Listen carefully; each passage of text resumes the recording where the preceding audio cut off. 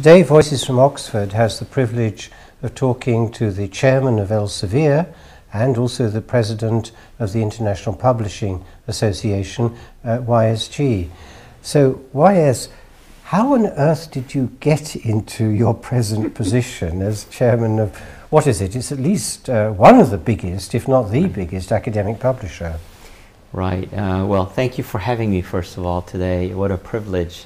And the campus is just spectacular on a sunny day like today. Beautiful, isn't it? Thank you. Yes.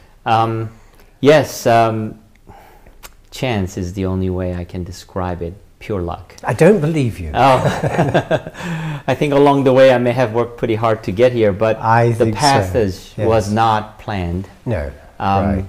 I met fabulous people along the way, and I think that the first really important crossroad that I have come across and met someone of importance to my career was Mr. Bronson Ingram, who was the owner and founder of Ingram Book Distribution Group in Nashville, Tennessee. Right.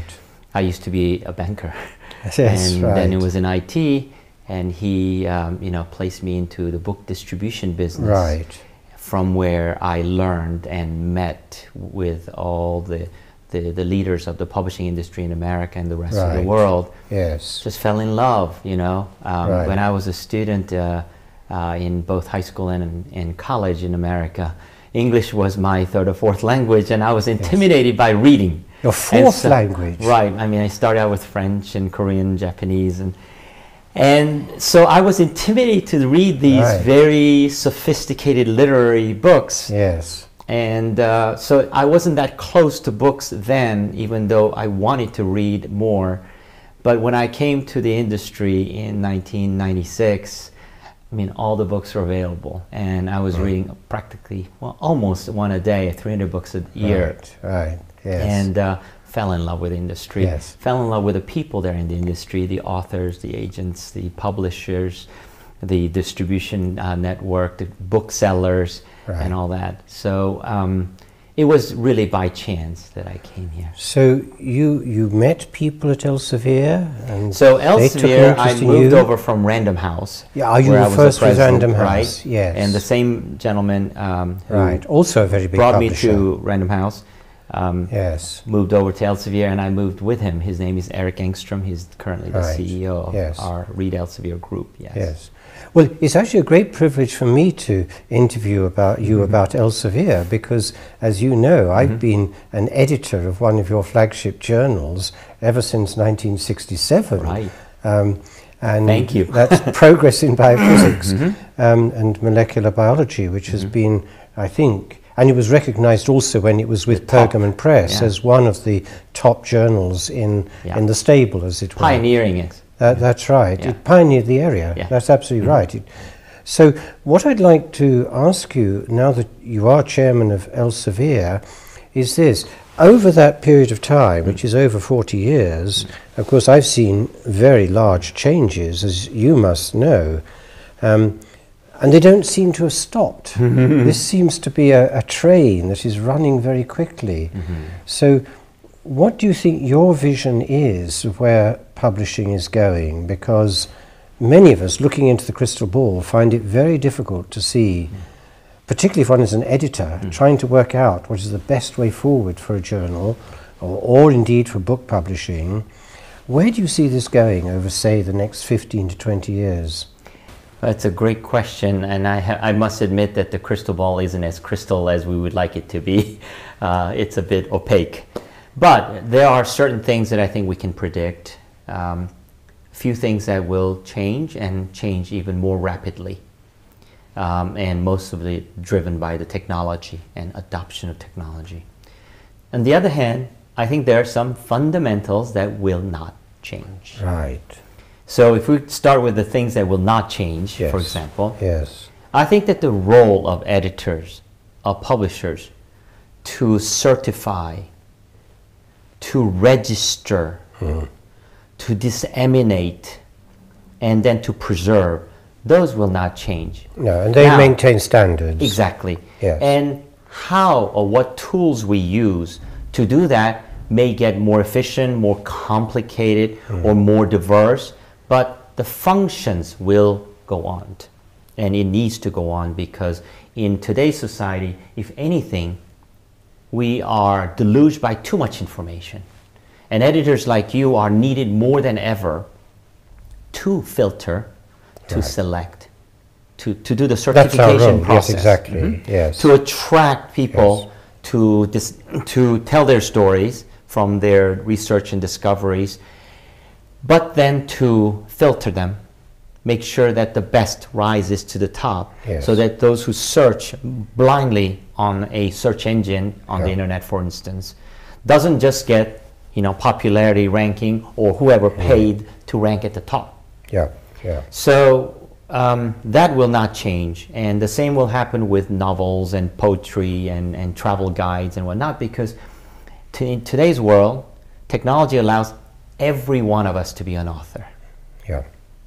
And these things must rise and become more selective, so that there are you know, qualifications that are given for those who want that. For those who don't, they can still find the entire corpus, and that's fine. So that will not change.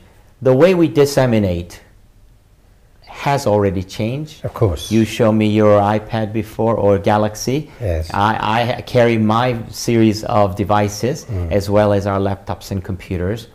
And who knows what other way in which we can disseminate. We'll have in the future, you know, we could have a, you know, little watch here, or we could have, you know, the glasses that or even the wallpaper, project, or all the paper. And we just have to give people the information in the media that they are preferring to use. So that technology adoption has to continue to go on, but the fact that we disseminate will not change. And finally, we need to preserve that.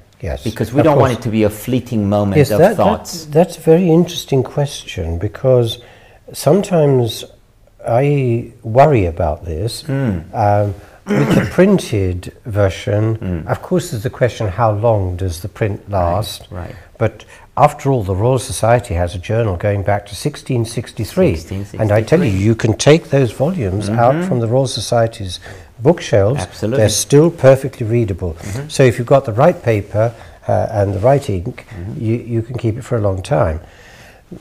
What's going to happen to the electronic versions? Will we be depositing printed versions somewhere? Is that the solution? You know, you asked a really good and valid question here.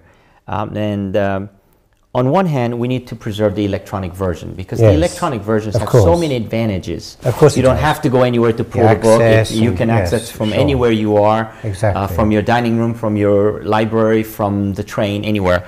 So we need to figure out a way to make those accessible.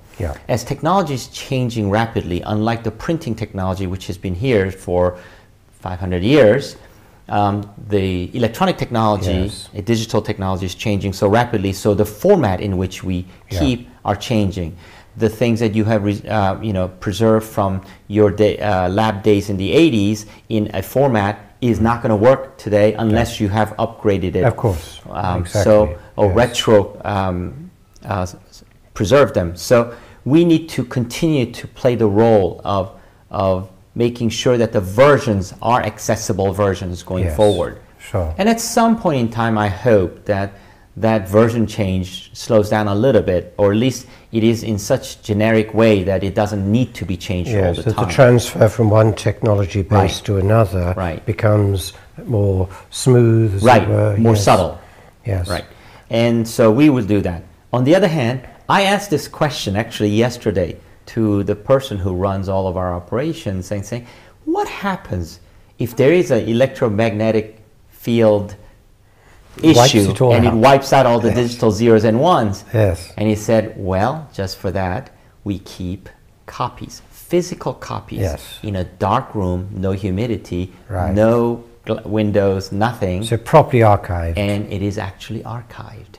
Now, we have a copy that we've been archiving in the Dutch Royal Library, but we also keep another set in a location we don't disclose for permanent preservation as well, just in case something happens. Is that general in the publishing industry then, or not? I can't say that is general everywhere, but those of us who are in the technical, medical, scientific publishing, academic publishing, have felt that the knowledge that has been generated by your community is so valuable that we cannot risk losing it. I mean, after all, it is, you know, discovery on top of someone else's discovery. That's what it is, right? Yes. So you cannot lose what's down here. And I think that's one of the reasons why, for example, at Elsevier, we went back, some brilliant leader of our company, well before I arrived there in 2005, made a decision to go back to the very first issue of every volume we have ever published from 1823 onward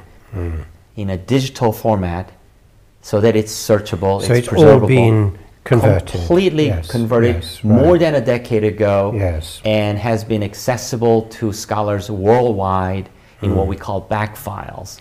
What a brilliant leadership move that person that's made. Great. Well, that reassures me. I sometimes worry about that kind of question.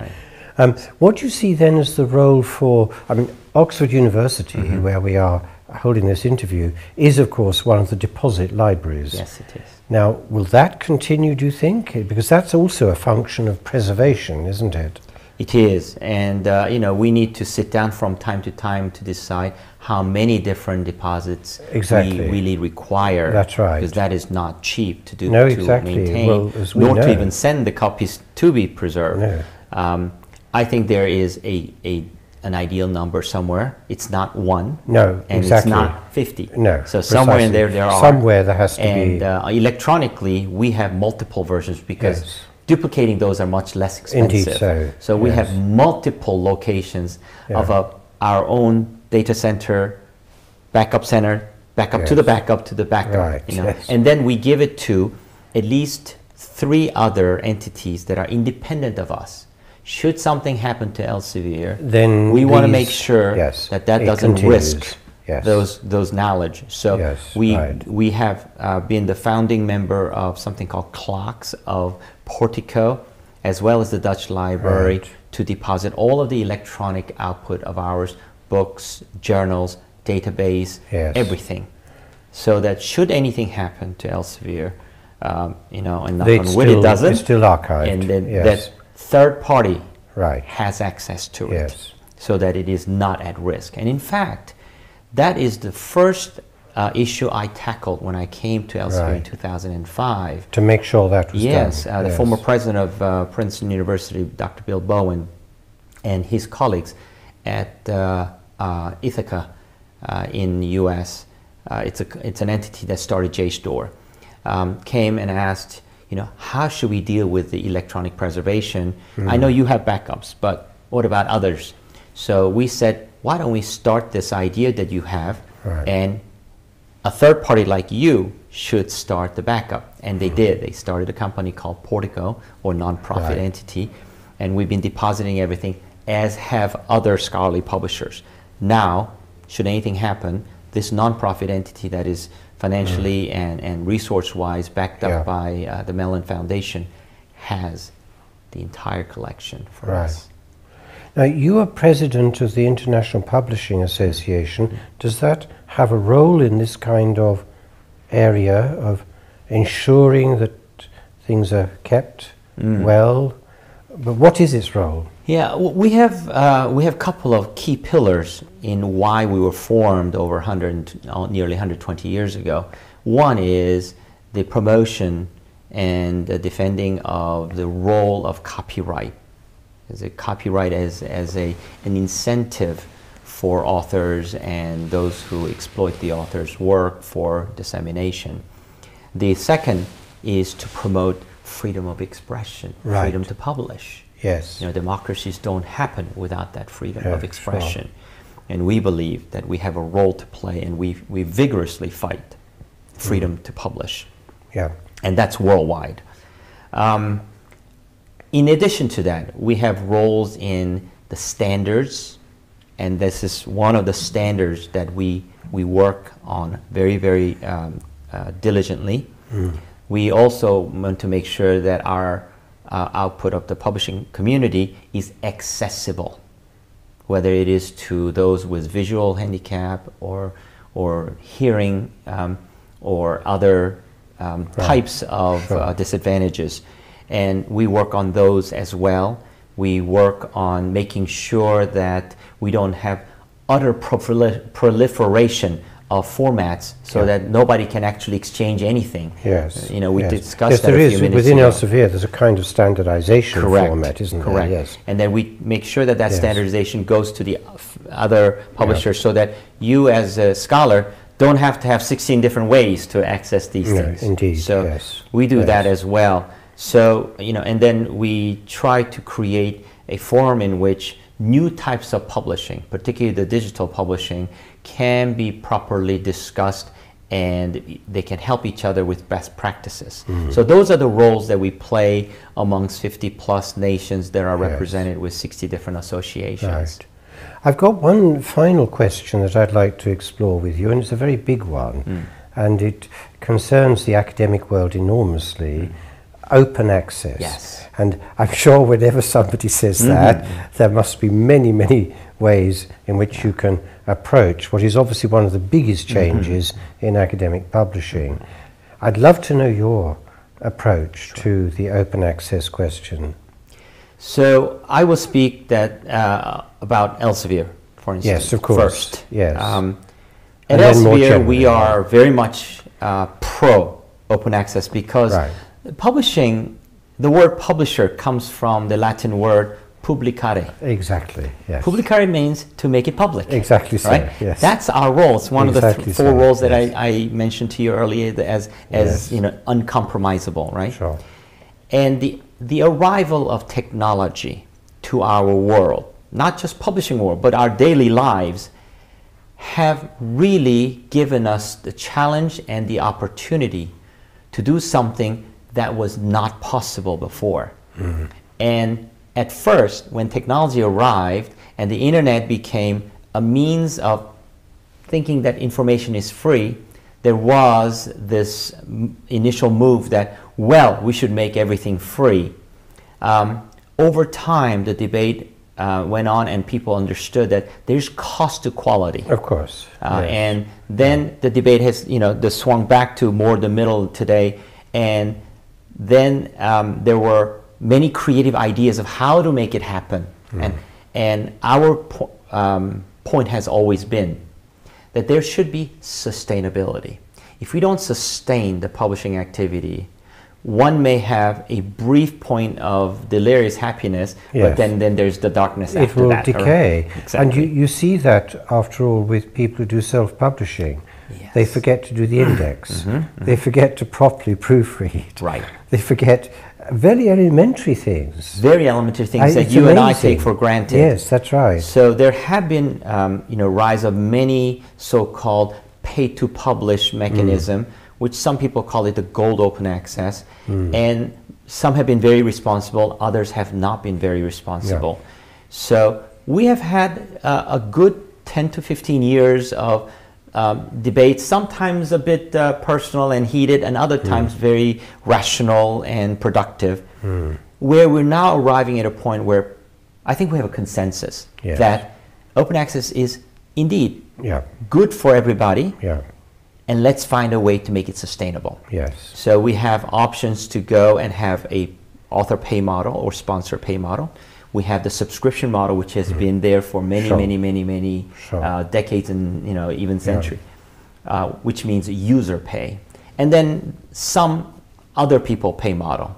So currently the search engines on the internet are someone else pay model, right? Advertisers pay for it. You don't pay for it. Google doesn't pay for it. So, so there are multiple models. And I think what's really important in my view is to make sure that scholarly material are as widely accessible as possible. Geography, resources, discipline, you know, you name it. And to make sure that we don't have one size fits all policy across anything, but to look carefully at the types of discipline, types of journals, the types of community we serve, and have the right options available. So it can vary according to discipline. And that's what we do. We actually would like to get down to a point where we can vary by journal, by, you know, by area. At the same time, no matter what we do, there will still be other ways in which we can help. So about 10 years ago, Elsevier took the initiative to work with the United Nations, WHO, and FAO, and UNEP, in environmental protection, to make all of our journals freely accessible to the 100+ countries that are at certain economic level and below. Yes, we gave it away for free. So people in Africa, people in Southeast Asia, certain Eastern Bloc, and South America as well. We made it freely available. We now make all of our books available for free as well. We even make our search engine Scopus for free to these countries. And the usage is phenomenal. I mean, I go visit Malawi and I go to a malaria center, research center, and I'm amazed that they have access, which is fantastic, you know. So we have to do a certain amount of information philanthropy as well. And then we have to have a sustainable model that pays for this process, whether it is author or user pay. And I think that we need to be creative on an ongoing basis, always embracing technology. Technology is our friend. It's not at all our enemy. It's our friend.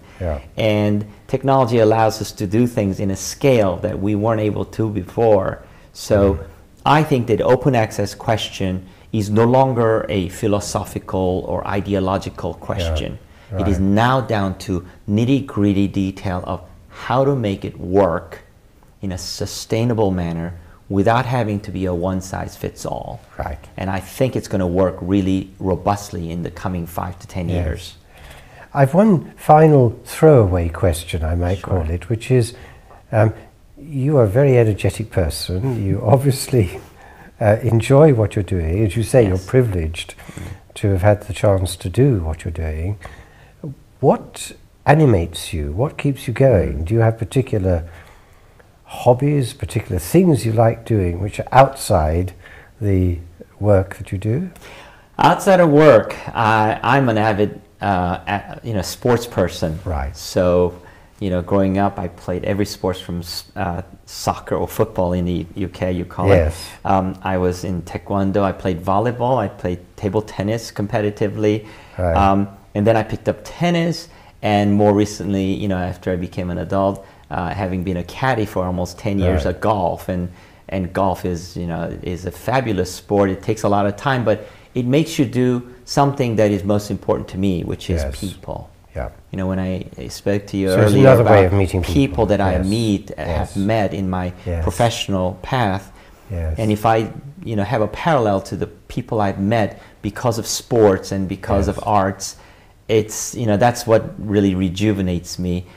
Meeting people like you and to read about you before I came here, and to be fascinated by, you know, the variety of things that you were able to do. I'd like to believe that they are the people that give me the energy to really want to continue learning.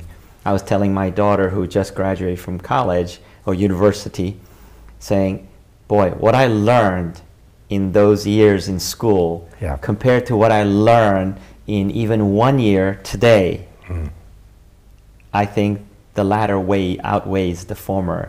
As much as the education I got was phenomenal, and it really was. I learned to learn then, but today, gosh, the things that I learned because I'm around people that have these knowledge or points of view or expertise, I think that's just, it really is what makes me really lucky. This is the university of life, isn't it? It is. Yes, exactly. We all benefit from that. Yes. Well, YST Chairman of Elsevier, President of the International Publishing Association, thank you very much for talking to Voices from Oxford. Well, thank you very much. It was a privilege.